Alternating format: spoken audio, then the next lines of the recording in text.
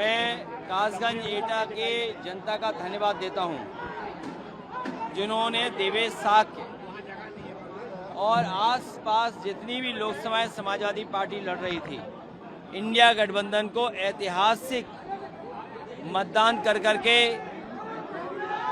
हम लोगों को जिताने का काम किया।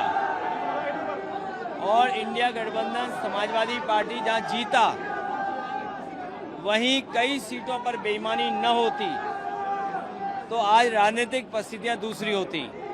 कासगंज एटा के विकास के लिए समाजवादियों ने हमेशा काम किया।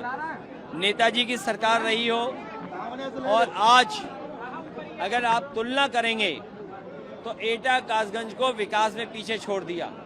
यहाँ का किसान दुखी है, आम लोग परेशान है महंगाई से, भ्रष्टाचार बढ़ रहा है। और जहां 10 साल की सरकार डबल इंजन, एटा और कासगंज में विकास आते आते डबल इंजन का धुआं निकल गया है। और भारतीय जनता पार्टी को हटाने के लिए पीडीए समाज, पीडीए परिवार पूरी तरीके से तैयार है।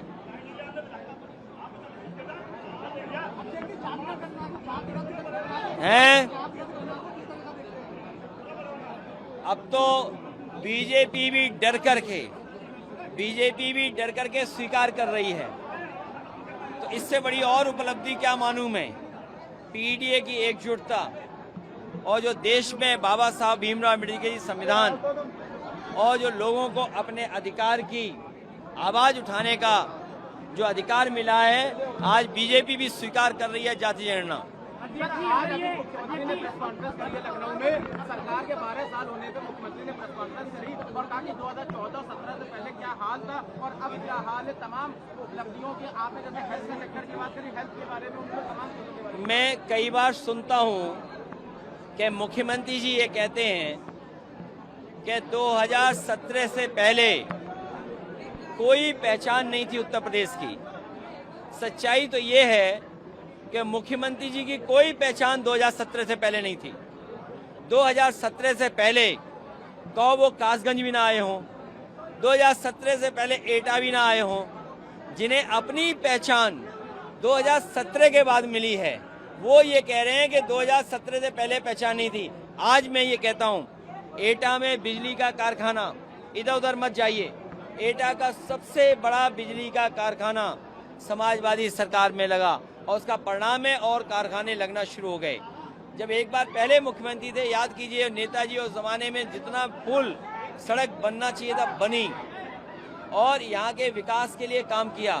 पहचान मुख्यमंत्री जी की नहीं थी और इनकी सरकार में यही उपलब्धि है 12 साल की कि डीजल पेट्रोल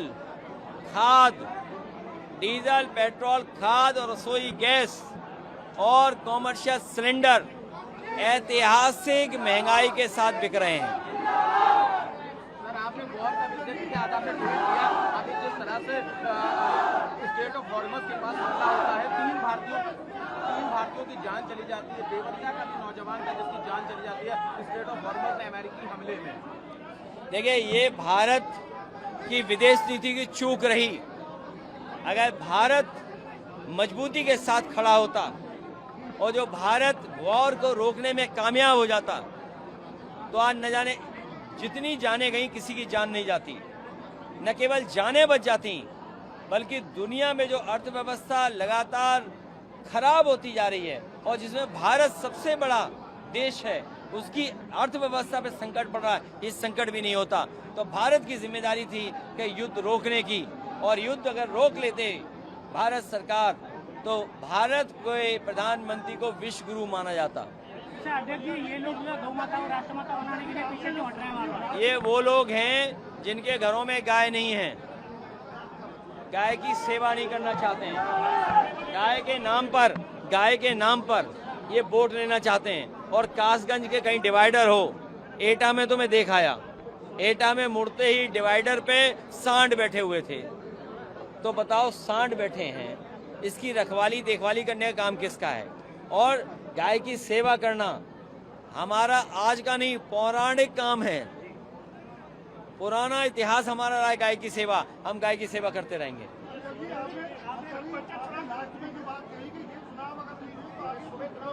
मैं आपसे पत्रकार साथियों से बहुत साफ कह के जा रहा हूं, बंगाल का चुनाव जो लूटा है इन्होंने और बिहार के चुनाव में जो बेईमानी की है, अगर यही लूट और यही बेईमानी उत्तर प्रदेश में हो गई तो इसके बाद भविष्य में कभी चुनाव नहीं होगा। इसीलिए आपने देखा होगा जो डीलिमिटेशन ला रहे थे, महिला आरक्षण के साथ डीलिमिटेशन ला रहे थे, ये ऐसी लोकसभाएं बनाना चाहते हैं जिससे विपक्ष के नेता जीत ना पाएं और अपने हिसाब से ये लोकसभा बनाना चाहते हैं।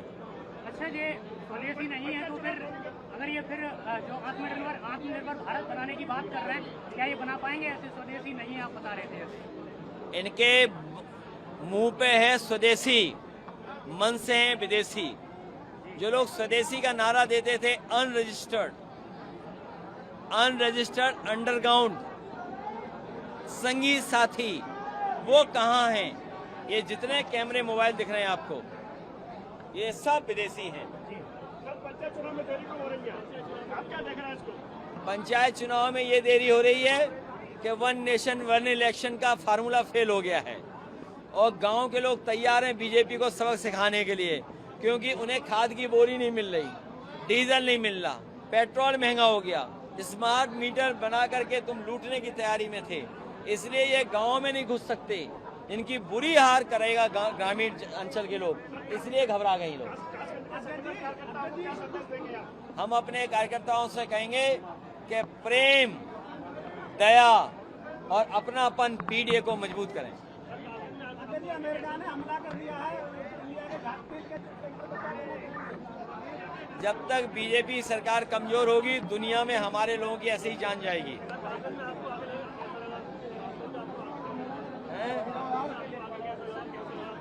कासगंज और एटा के विकास के लिए अलग से मैनिफेस्टो बनाएंगे। हम कार्यकर्ताओं को साथ लेके चलेंगे। लेखपाल का पेपर लीक हुआ था, उसके बारे में।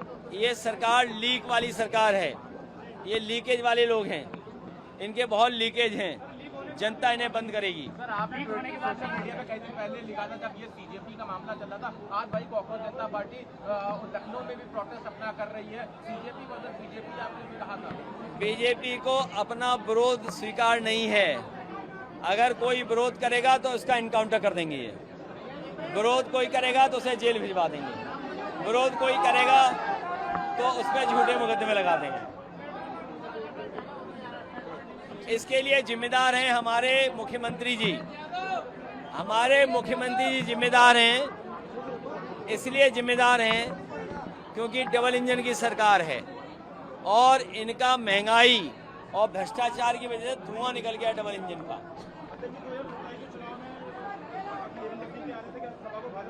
किसको?